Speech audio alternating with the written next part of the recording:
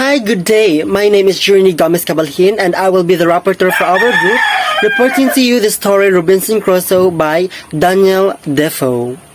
So now, let us recognize and know our author, Daniel Defoe. So Daniel Defoe is an English novelist, journalist, poet, and government agent who lived from 1660 to 1731, who wrote more than 500 books, pamphlets, articles, and poems. He was born in circa 1660 and was a son of a dissenting London tallow chandler or butcher James Defoe. Daniel later on changed his name into Daniel Defoe to make it sound gentlemanly. He married Mary Toffley on 1684, who brought him a handsome dowry of 3,700 euro. He was also a prolific political pamphleteer, which landed him in prison for slander. Later in his life, he turned his pen to fiction and wrote Robinson Crusoe, one of the most widely read and influential novels of all time. In April 1719, Defoe published his famous enduring work, The Life and Strange Surprising Adventure of Robinson Crusoe.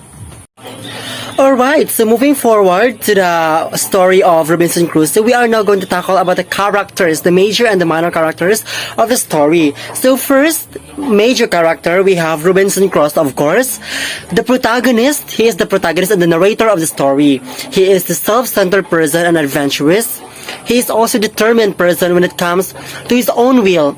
He is a very ambitious person and is not contented with the comfort of life lies. The second major character is Zuri. He is a boy who was sent to the Turkish pirate captain's fishing boat. Robinson was then sells into the service of the Portuguese captain who rescues him. The third one is Friday.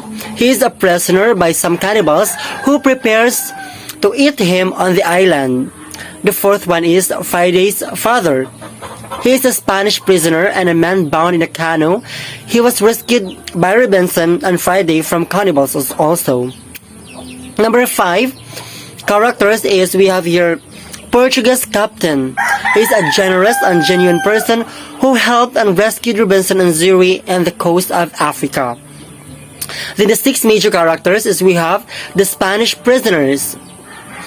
Robinson himself saved this man from being a prey cannibals hand on his island. The 7 is Will Atkins. He is a sea traveler who mutinies against the English captain and is sentenced to death by the captain on the island. Number 8 is we have the English captain who was rescued by Robinson and promised him to take Robinson back to England in return to his kindness. And number 9 we have Crusoe's nephew. He is a sailor nephew of Robinson and his companion in his trading voyage. And we have also here wife of Crusoe. Is a feature of the comfortable family life he had in England after his troublesome and unending travel.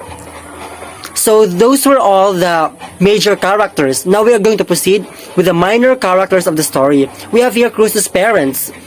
So they are the one who never fails on giving advice to him about his fortunes in sailing. We also have here Crusoe's friend.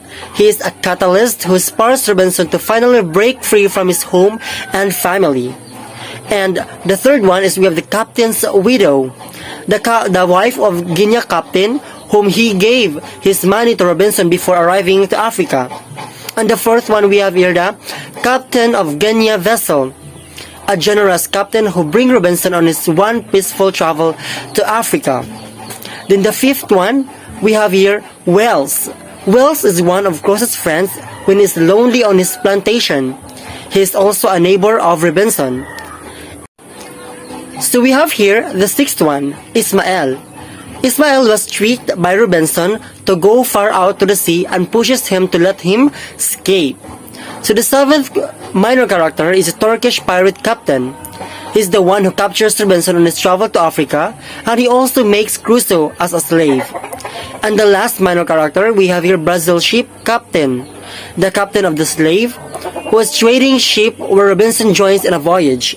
This also leads Robinson being shipwrecked on the island. So those were all the the major and minor characters of the story Robinson Crusoe.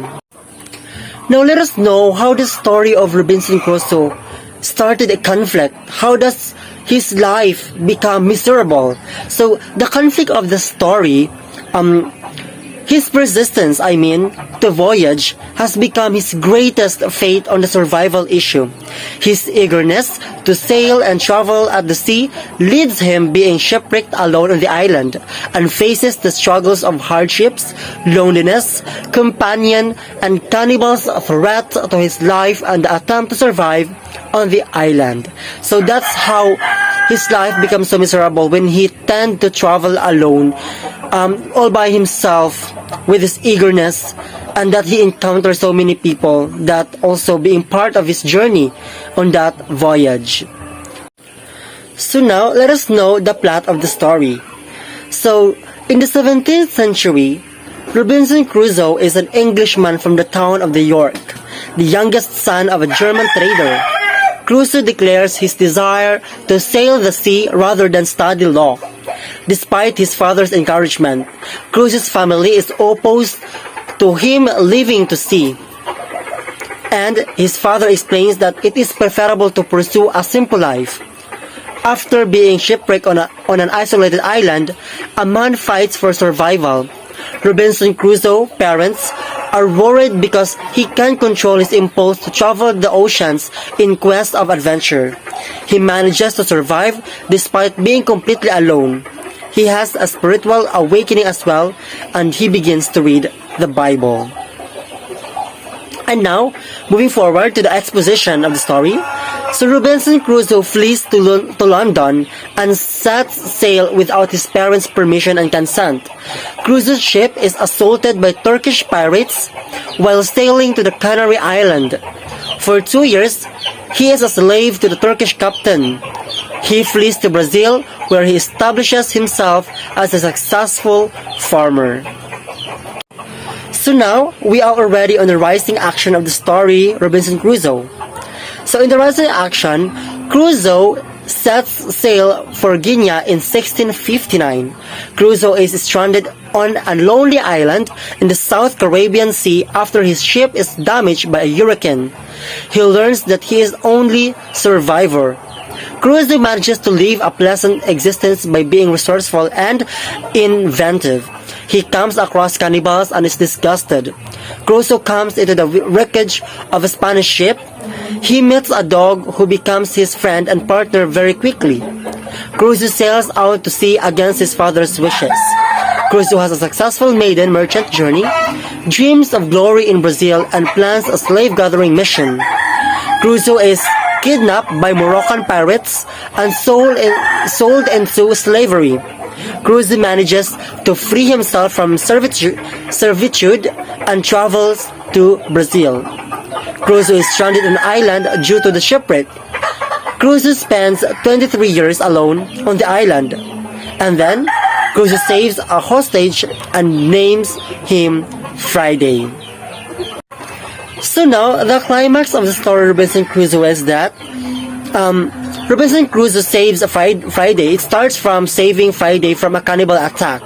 Crusoe's trusty and loving buddy is Friday. When he is sick and dying on the island, he seeks help from God, pleading for mercy and forgiveness. Crusoe becomes a pious man after this, reading the Bible, praying to God, and owing all of his wins to Providence. Crusoe offers assistance to an English commander who transports him to England. And now we are heading to the following action. So the following action is that Crusoe saves the captain of an English ship from the mutineers. He assists the captain in regaining control of his ship. The Spaniards and the detainees are still on the island. Crusoe returned to England on December 19, 1686. After leaving the island, he is married and the father of 3 children. Crusoe builds a home, stores food, and accepts his presence on the island as a divine intervention. Crusoe is caught in a storm at sea near Yarmouth, which foreshadows his shipwrecks years later. Crusoe has a dream The cannibals are on their way, and they arrive to kill Friday. Crusoe discovers that his farm has made him a fortune. And now, we are heading to the resolution.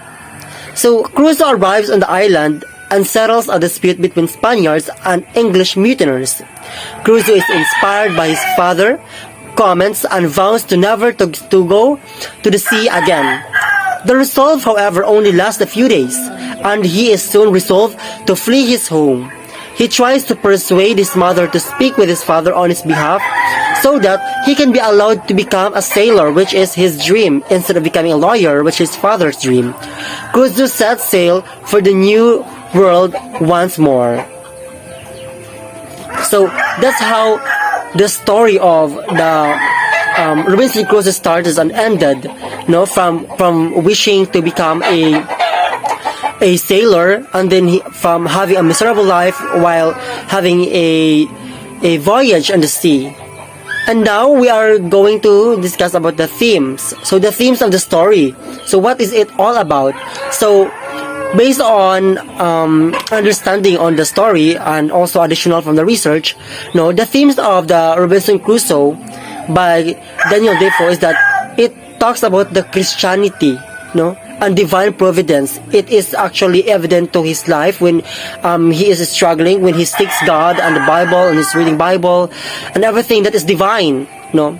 And second theme is contentment over desire and ambition. So this is also evident to the story, being contented, since Crusoe himself lacks to attain it. But at the end, somehow, it made him realize about the word contentment after his sorrowful journey. So here is our symbolism. So the symbolism of the story Robinson Crusoe is, we have here the society which he involved from the family of the community he lived in until to the community in England and in Africa where he encountered also. And another is symbolism here is individuality. No, one of very characteristics of Crusoe is a very self-centered person, or it is also related to the isolation. Then we have here advice. So symbolism of here is listening or taking listening to advice from our elders, our parents. So this was also being given to Crusoe in the first place, but he refused to that advice and follow his will. Then third one is fourth one is mistakes. So the mistakes, and we have here the hindsight, the strangers in which he encountered lots of them. Yet some of them become friends, some of them also become a threat to him, to his sailing. Then we have the savages, and last is being unknown. So that was all about the story of Crusoe. I hope you learned something. Thank you so much, and goodbye.